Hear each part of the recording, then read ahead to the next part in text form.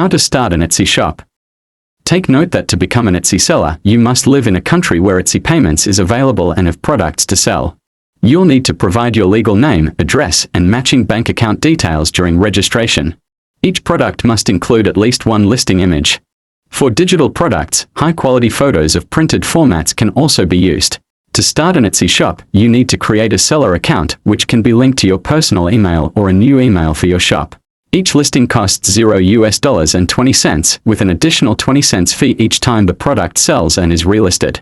While registering a domain and business email is optional for new shops, it can be done as your brand grows.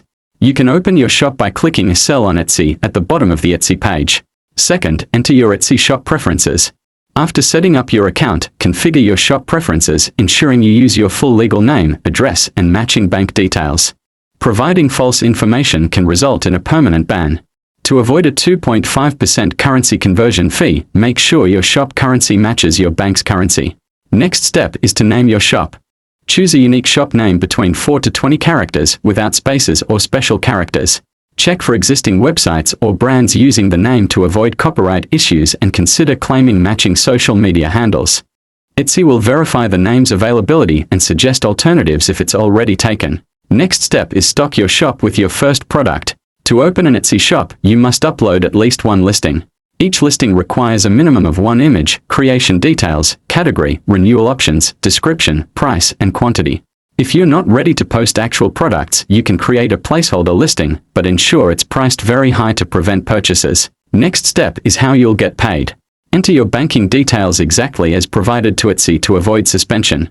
Most sellers enroll in Etsy payments, accepting multiple payment methods with funds deposited to your account. No business license is needed. Register as an individual or sole proprietor. The next step is to enter your billing information. Enter your credit or debit card details.